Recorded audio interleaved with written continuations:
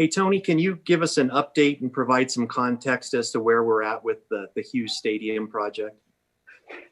Absolutely. So I think all of you as board members are basically familiar with this issue, but I'll review to set the context before I highlight what I consider your options to be at this point and before giving you my recommendation. If you take a step back, your predecessors determined that the property in question, the former site of Hughes Stadium, approximately 160 acres located on the west edge of the city of Fort Collins, wasn't needed for the long-term growth of the university, given the large amount of undeveloped land that we own just to the north of that on the Foothills campus. The board at that point in time accepted the recommendation that we convert this real estate asset that belongs to the citizens of Colorado into resources to invest back into the university in the nearer term. And their argument was that this was the backbone of their fiduciary responsibility to the taxpayers of Colorado on whose behalf they manage the state property. So at that point in time, we discussed our plans to develop the site with the city, even though the property at that point in time was located adjacent to city limits outside them within Larimer County. The city was at that point in time supportive of our development ideals, which aligned with their city plan. And at the city's request, we annexed the property into the city.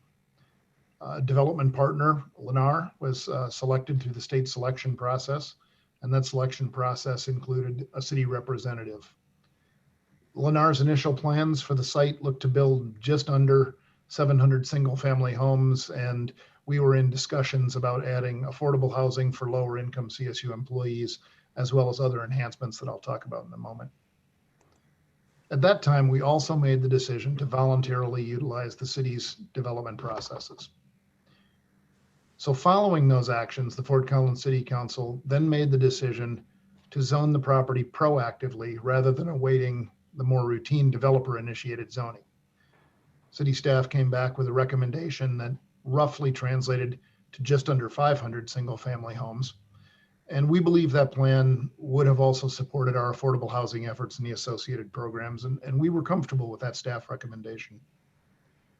That staff recommendation passed its first reading on a 4-3 vote, and then was caught up in a series of ethics complaints that incorrectly alleged a conflict of interest on behalf of 2 council members who were also CSU employees.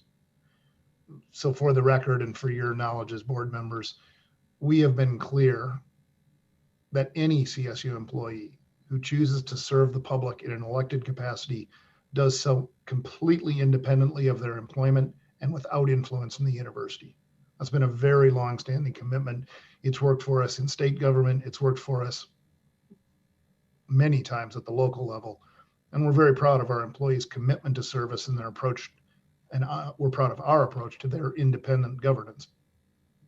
But the allegations eventually caused one of our employees to recuse themselves from the vote, which then failed to pass its second reading on a 3-3 tie, so that the property remained in its current transitional zoning.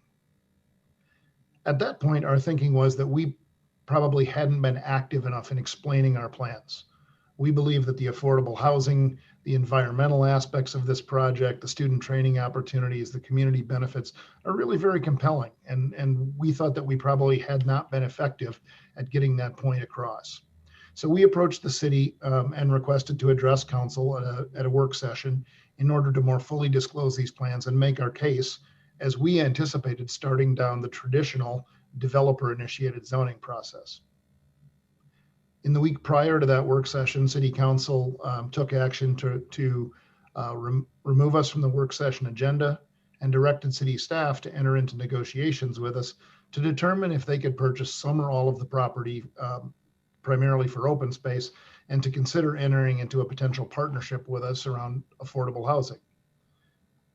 We've been in good faith negotiations with the city on this front since that time. And I would characterize the current status of those negotiations as follows. We offered to sell approximately half the property to the city at a substantial discount from the plan that you all had already endorsed. Our partner, Lennar, would have developed just under half the property on our behalf with around 350 single family homes. Again, that's about half of what the original proposal was. And a small portion, about 10 acres, would have been used for those CSU employee affordable housing units, about 170 units, just over 10% of our lowest income employees, with the addition of a primary care medical clinic in which our students from the new CSU medical cohort can train, and an early childhood learning center, again, providing an additional training opportunity for CSU students in human development and family studies. There seemed to be a need for these services on the west side of the city. They'd be open to the public, and we saw this as a benefit to the community as a whole. These could obviously be provided in partnership with private sector entities, giving students valuable business experiences, or we could manage them as a CSU educational setting. We've done both. We further planned to add an integrated transport station on the site. CSU is one of the largest revenue sources for transport. Between ASCSU, our students, and the university paying the city, our students and employees ride the system without cost to themselves. And we're always looking for ways to increase that ridership and utilization. You'll also recall that as we've been examining affordable housing options for our employees across the city in different locations, we've always held to the concept that we wanted any of those sites to be located near a transport line. And the benefits of that, I think, are pretty self-explanatory. Our lower income employees are then saved both transportation and parking costs on campus, adding an additional employment benefit. At the same time, we decrease our carbon footprint in alignment with both our and the city's climate action plans. The Hughes site is near the end of a major transport line, and we propose to integrate with that, building a transfer station there. So that was, in essence, our offer to the city. Sell just under half the property at a substantial discount, develop just under half of it, resulting in essentially a 50% reduction in the single family homes, and build our affordable housing apartments with the integrated community amenities that also have an educational benefit to CSU students. The city declined that offer and made a counter offer to purchase nearly the entire site, all but 10 acres. Now, on the 10 acres, the only development would have been the affordable housing, the primary care medical clinic, childcare, and the transit station. There would have been no single family homes developed on the site. In addition to a loss of attainable single family home units, and I'll come back to that in a moment because a portion of these single family homes are in the attainable price range, defined as less than the median home price within Fort Collins. In addition to the loss of those attainable family units, the city's offer also had a rather substantial revenue gap from the plan that was modeled on what was proposed by city staff under the council-initiated zoning procedure. In fact, it's our best estimate that that gap is just over $7 million. And so that brings us to where we stand today. And I think that means you have essentially three options left in front of you.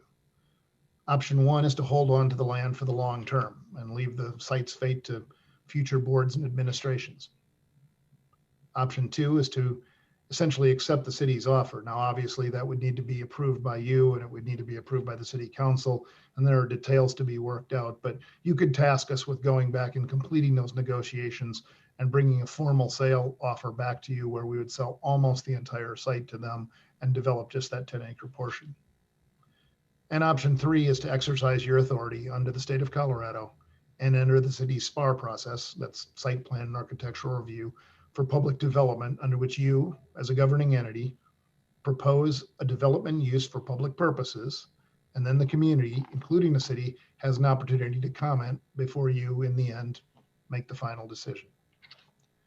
The university's used this process before. The one example that I'm familiar with in the 20 years that I've been a part of CSU administrations is when the city opposed the conversion of the old Fort Collins High School into what today is the University Center for the Arts and the Trial Gardens. But we generally ask you to exercise this authority from the state sparingly, as we prefer to voluntarily work with our partners at the city because we work with them on any number of issues that affect the university and the broader community of which we're a part. That relationship is important to us. So that brings me to my recommendation to you. Out of those three choices, how would I break it down for you? I'd say to date, it doesn't seem that the city has any real heartburn with our affordable housing, medical, childcare, and transit plans. Indeed, they supported these in their offer to purchase the property. I bring them up now in my discussion with you because I believe Those aspects of the project argue against option number one, just holding the property in its current undeveloped state. Employee surveys prior to the pandemic showed that housing was a major concern within the CSU workforce. The top concern was listed as rent in Fort Collins. The second concern was the purchase price of a home. The third concern was limited rental and entry-level home availability. The fourth concern was having to commute to work because employees felt they couldn't afford to live in Fort Collins. The top solution recommended by our employees, over 96% of those who responded, was for CSU to provide subsidized rental and ownership housing options. Now, those problems are especially acute for the approximately 1,600 CSU employees who, while they now make a living wage, are still at or below 80% of the average mean income for our community. And that's nearly a third of our workforce. For several years now, we've been working to improve the quality of life for these employees, people who play such an important role in the success of CSU. Living wage payment was a good first step. Addressing affordable housing is a good second step. But to provide these affordable housing options, coupled with medical and child care access that benefits the entire community and also provides our students with training opportunities, that's a very special opportunity. And an integrated transport station, to my mind, adds real value, not just in benefits to our employees who would live at this site, but in the elimination of an estimated 1.5 million commuting miles annually, reducing CSU's carbon footprint by approximately 430 metric tons of carbon dioxide emission per year, about a 7% reduction in CSU commuting carbon impact. Those are real and they're substantial benefits. And to me, all of those things argue for action now and against holding this land in its current state for the longer term. So that leaves me with two options to recommend to you, and I can't separate my recommendation from the context in which I make it.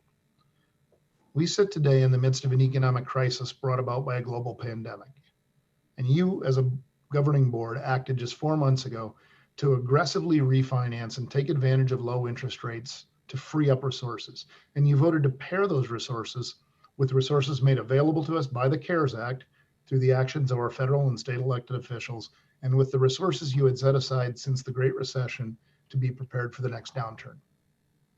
Your actions allowed us to balance the university's budget without layoffs or furloughs, a commitment as a public entity that acknowledged our role as the largest employer in Northern Colorado, that acknowledged that when we lay people off into a declining economy, it creates an economic ripple with even more job losses. And conversely, when we maintain payroll, we act as a stabilizing economic anchor, as we saw in the Great Recession, when communities with universities went into recession later and shallower than communities without universities, and those communities, those with universities, went on to lead the economic recovery. I'm proud that we adopted those principles. I'm proud of all of you. And those principles involve risk. You didn't shed business risk by simply reducing expenses by decreasing your workforce. You stretched financially on behalf of our employees and indirectly on behalf of the taxpayers of the state in a way that especially benefited the members of the local economic community. Against that backdrop, I cannot in good conscience recommend to you to accept the city's offer at a cost of $7 million to Colorado taxpayers. And that leaves me with option 3, developing under the SPAR process. Per our ongoing discussions and in consideration of this policy, we've asked our partners at Lennar to draw up a draft concept that meets these goals while essentially conforming with city standards as yet another way of demonstrating that we fully intend to continue to be a good neighbor. I'll show that plan in just a minute, but Lennar has developed a plan that includes the affordable housing apartments, the medical care and child care, and the integrated transit station. I'd note that nearly half of the site under this plan is green or open space, with single-family homes at a density comparable to that suggested by city staff during the council-initiated zoning process, and far below the density contemplated in the city's newly completed city plan. The units our development partner is proposing are also not massive, extravagant luxury homes in a gated enclave. Indeed, a substantial percentage are attainable housing as defined by being at or below the median home price within the community. This price point is in high demand, and by creating a period of first opportunity for CSU employees, we can further address employee housing concerns while potentially further decreasing our community footprint. And each Lennar home includes solar power and water saving options, further underscoring our environmental commitments. At the end of the day, I think this is a solid conceptual plan. I think it addresses the needs of Colorado State University, and I think it honors our role as a community member. I believe it discharges your fiduciary responsibility on behalf of the state of Colorado, and I believe it benefits the community as a whole. So I recommend to you that you exercise your authority under the state of Colorado and authorize us to access the city's SPAR process to develop this site for all of the reasons previously discussed. Now, Melanie, do we have the site plan that we might be able to? So again, this is conceptual, but I'll orient you. Overland Trail running from south to north is at the bottom of this screen. The top of the screen is west and abuts the foothills. There's Horsetooth Reservoir and the Aggie A. And as you look at this site, the part in the lower right-hand corner, labeled multifamily apartments and commercial, that's that area. That would be the higher trafficked area. And then the site spreads out from that with conceptually these 460 some units, including townhomes, paired homes, and single family detached homes. The area that's labeled park facility is, I believe, essentially on the site of what used to be Hughes Stadium. And then there's an open space, green space buffer along that western edge that abuts the foothills. You see at the southern end of the, the eastern and southern end of the property, there's an easement for a stormwater detention area, and that's the site of the 18-hole Frisbee golf course that would remain intact. And you can also see some of the immediately across Overland Trail and immediately to the north of the project, you can see that there's already fairly dense development within this area. Again, all in accord with the city plan. I think at this point, you know, I'd open it up to your discussions. If you elect to go forward this way, we've got a period of community input in front of us through the SPAR process. It's time for us to then start seriously engaging CSU personnel to make sure that we're taking advantage of this opportunity if we go forward and delivering everything that we can that's a benefit to the university out of it. But in the whole, I think this plan, what I'm proud of about this plan is its balance. It's got real benefit to CSU and CSU employees. I don't think there's any way to debate that. I don't think it's debatable that it's fully aligned with the city plan. And I think we've got a good track record in developing projects of quality that matter. I'll stop there and see if there are questions from any or all of you. Are there any questions for Tony or Jason? Any comments? This is Jane. I just would like to thank you, Tony, and your team. This has been a very long process, and I think you have followed exactly the city's plans that they've set out for themselves as far as affordable and attainable. I like the fact that it impacts our, everything that we like to do about being a sustainable university, and the way that it impacts employees being able to not have to drive to work, and having childcare and healthcare, and the opportunities for student training there, I think are very impressive. I like the buffer against the foothills of the open space. And, I think it's, as everyone can attest that remembers any sort of flood waters, the detention area is very well placed and very well thought out. So I'm very much in line with supporting the third option on this development of the former Hughes Stadium. And I, again, thank you and your staff for the numerous hours and attempts to work this all through with all parties, not only the city, their staff, but Lennar as well. And I think it's most fair to the citizens of the state of Colorado. And I think it still keeps us as a good neighbor for Fort Collins. Thank you, Jane. Russell, I would just like to follow Jane and say that I'm supportive of this project as well as the Fort Collins representative to the CSU Board of Governors. And one of the things that I know we'll keep an eye on, but I want to underscore it, we have done an exceptional job over the years of keeping our eyes on sustainable building practices and energy efficiency and water recovery and all of the things that are really important to innovative leading edge development. Given that this is absolutely in line with the city's priorities, I think if we continue to make sure that we focus on those as this project is built, that we really will have accomplished some very important city and regional priorities that benefit our students and benefit our CSU coworkers. So I'm supportive as well. Great. Thank you, Kim. Any additional comments or questions? Yeah, I'd like to chime in and just say that I too support this project. It's one that, as a former student at CSU, I think this would be, really a beneficial project for not only our university and our students, but our employees.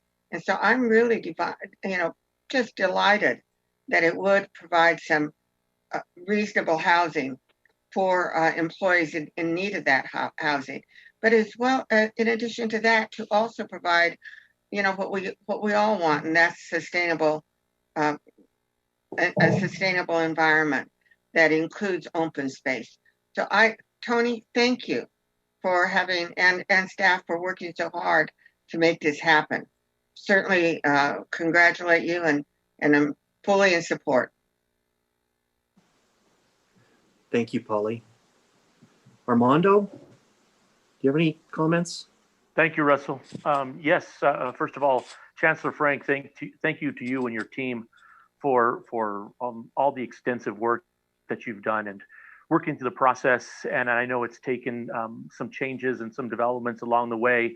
And while still honoring concepts and guidelines of the city of Fort Collins, in developing this project, we want to have a good relationship with the city and community of Fort Collins. As a representative of the citizens of Colorado, I do feel that it's imperative to support option number 3 and bring a tangible benefit to the citizens of Colorado. And option number 3 does that because we have a fiduciary responsibility to represent all the citizens of Colorado. And this does bring that most immediate tangible benefit while also providing a positive enhancing project to the community of Fort Collins. For 150 years, the Colorado State University, Fort Collins has been an integral component of the community of Fort Collins. They've been a strong stakeholder, and all projects that we've done have been mindful at enhancing and contributing positively to the community and the city. And this project is no different. While there may be a difference of perspectives or opinions on the strategy or how it moves forward, I think our prerogative is that we are going to continue to be a mindful citizen of the city of Fort Collins, as a partner with the city of Fort Collins and contributing to the community of Fort Collins. And we want to continue to do so and continue to maintain those relationships with the community and city of Fort Collins. This project is exciting. It helps and assists in employees at the university, but it also goes beyond to helping and assist the citizens directly in Fort Collins, still while honoring the open space, taking into consideration the sustainable components. I just want to express my support for option number 3, and as a former, I guess, former student of the university, CSU Fort Collins, and an alumni that, or alumnus, I guess I should say, that this will contribute to future generations not only to the university or with the university, but also to the future citizens of Fort Collins. So it has my full support. Great. Thank you, Armando. Nate or Dean, do you have any comments? I guess I'll go next. Thanks, Russell. First, I'd like to say that I too support option 3 for the following reasons. CSU is the largest employer in Fort Collins, and in a really tough economic time, that we could have made a choice to make major layoffs like a lot of other big institutions, and we didn't. This project is good for the university's bottom line, which means it's good for employment in the city of Fort Collins. It includes the expansion of affordable housing and green space. So it checks off 2 major boxes in terms of things that I support personally. It's clear to me that both President McConnell and Chancellor Frank have done their homework on this, with Chancellor Frank doing a lot of the heavy lift. And I think President McConnell continuing the heavy lift as she works to keep good relationships with the great city. And it's clear to me that we'll continue to work with the city. So this isn't just a decision where we're going to override something and then walk away from the city. It's clear to me that we're going to continue to work with the city. And just on a personal note, and just to add to the other CSU alumni on the board, I lived right across from this area, both as an undergraduate and graduate student at Colorado State University. And when I was a younger man, I used to hike up to that A and watch the sunrise every morning. And so as I looked at your plan, Chancellor Frank, I was thinking, could I hike through there and still get to that A and watch the sunrise? And it looks like I could. So that, to me, that's really important, because probably some of my most spiritual moments as an undergrad and a graduate student was working my way up to that A in between the rattlesnakes in the morning. So I am wholeheartedly supporting this plan. And thank you, Chancellor Frank, for bringing us such a comprehensive, well thought out plan. Thank you, Nate. Dean? Yes, Russell. I wholeheartedly support this plan. I think it's well thought out. I'm disappointed that it's taken us so long to get here. We have always wanted what's best for the university and for Fort Collins. And we've always wanted to do what's right for the community. And I think while we're having to go this a little bit different direction, I think what we're proposing here is still very, very positive, not only for the university and the citizens of Colorado, but for the city of Fort Collins as well.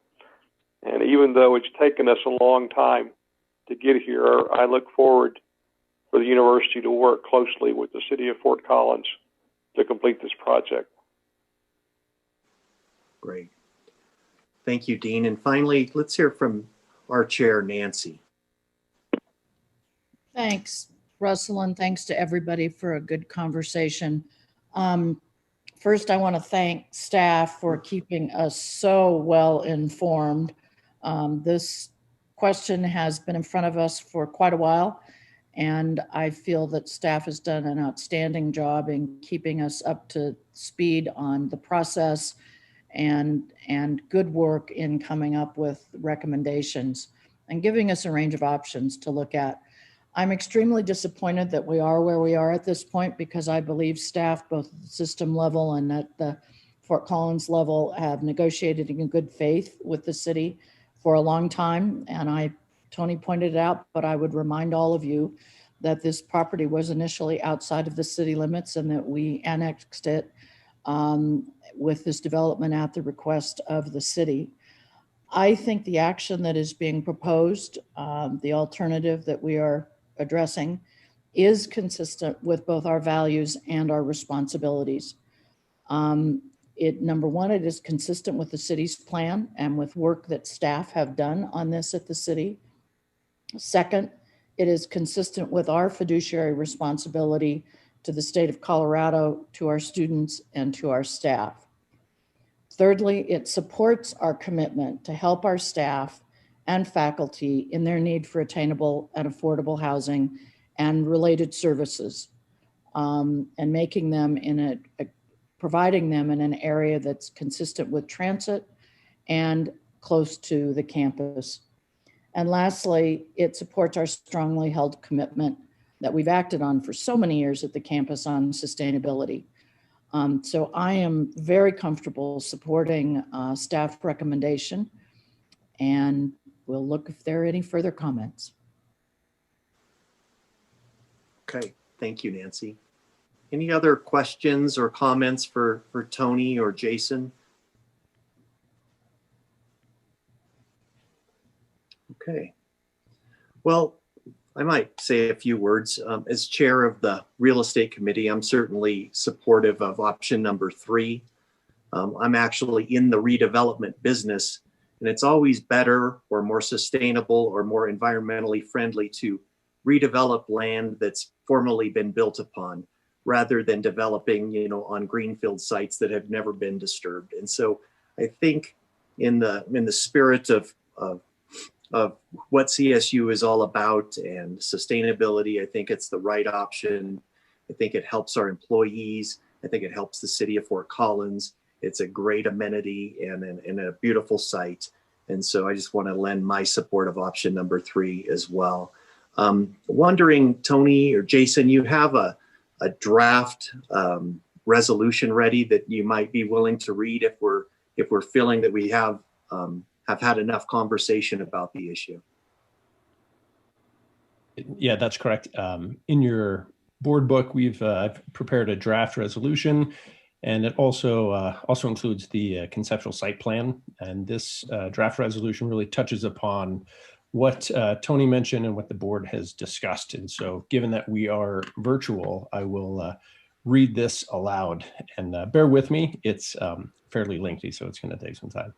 The matter for action: the Board of Governors of the Colorado State University System, its approval of the public purposes, goals, uses, and site plan for the Hughes property, and exercising the board's full legal authority to adopt board law that establishes and implements those public purposes, goals, uses, and the site plan for the Hughes property. Recommended action: whereas the board owns 161 acres of real property located at 2011 South Overland Trail in Fort Collins, Colorado, and its references the property or the Hughes property.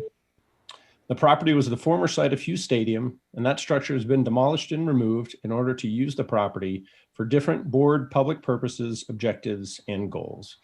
Whereas the board reaffirms its previously stated objectives with respect to the future use and development of the property, including the following public purposes: serving the collective interests of CSU, Larimer County, and the city of Fort Collins, providing opportunities for open space and environmentally conscious development, including public access to adjacent trails and open systems, maintaining strong connections to existing off-site trail systems, providing connections to bike trails and transit systems, offering opportunities for affordable, attainable, and workforce housing, meeting broader university and community needs such as neighborhood retail, senior and childcare services, healthcare facilities, and community facilities, and satisfying the board's fiduciary duty to generate a financial return from the property, which, with such revenues from the use of the property supporting operations of the CSU system in Colorado State University, and in order to benefit CSU employees, faculty, and students, as well as the citizens of Fort Collins, Larimer County, and the state of Colorado.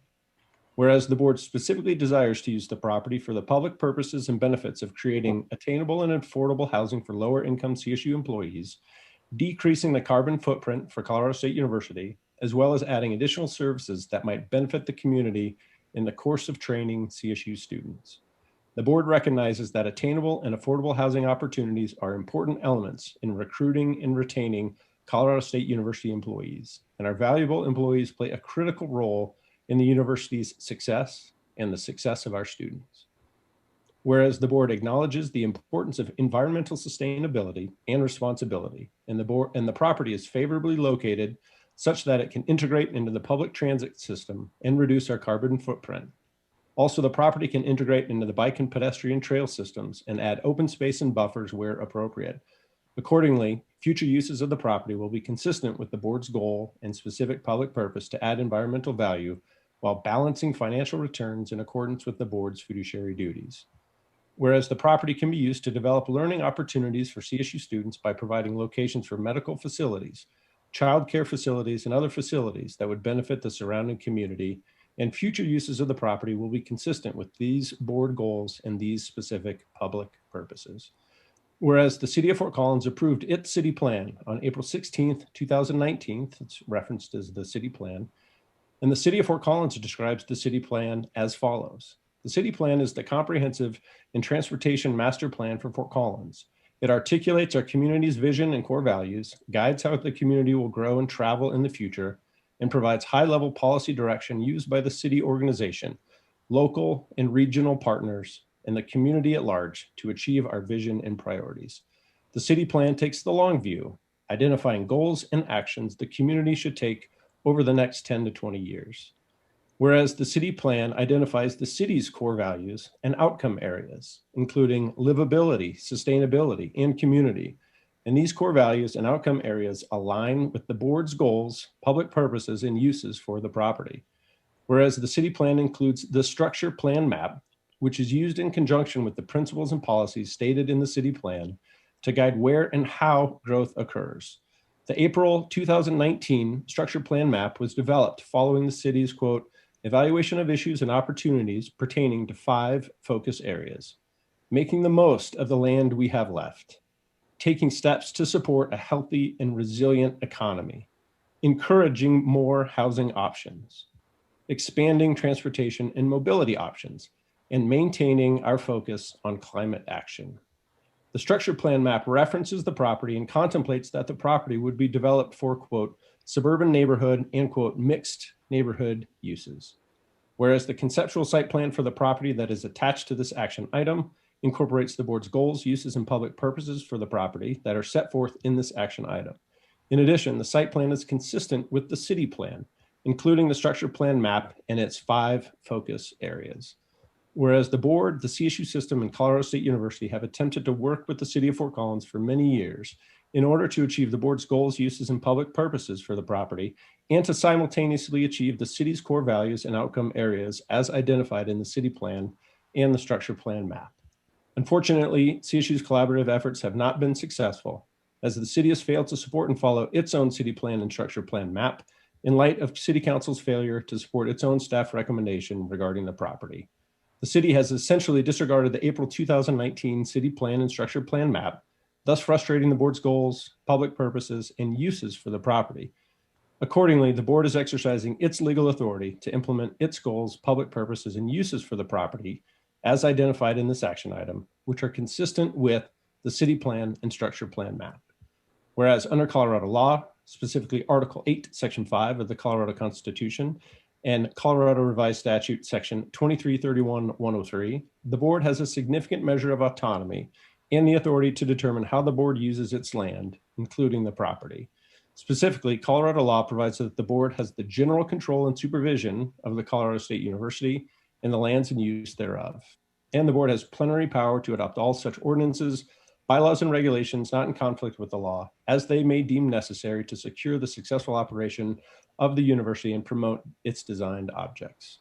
Whereas Colorado law, specifically CRS section 31-23209, further contemplates that a state actor, such as the board, has the authority to overrule a local governmental entity, such as the City of Fort Collins, in section 2.16 of the city's land use code sets forth the city site plan advisory review process, the SPAR process, which acknowledges the city's review over the board's uses for the property is merely advisory, and the board has the authority to overrule any denial of the board's application.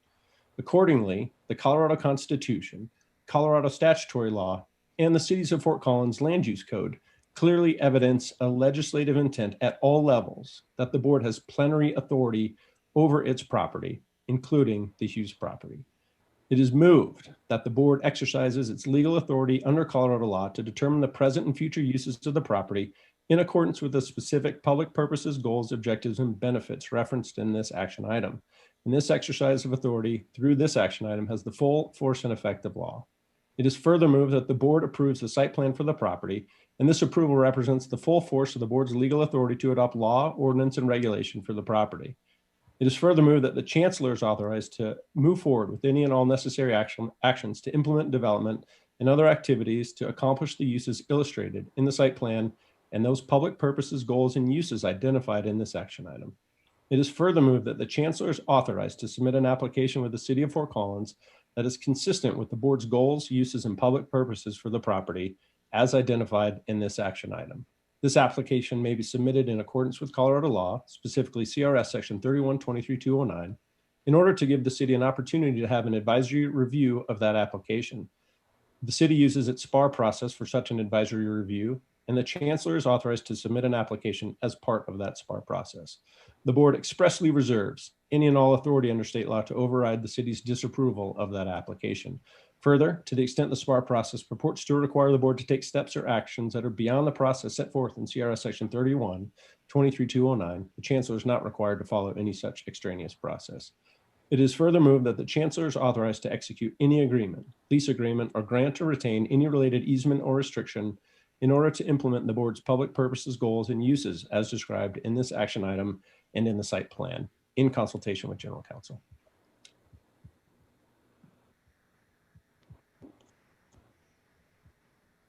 That was quite a matter for action.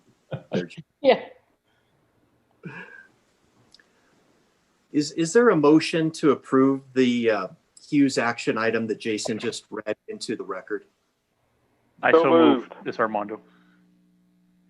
Mondo? I'll second. Okay. All those in favor? Oh, sorry. Is there any discussion? Sorry about that.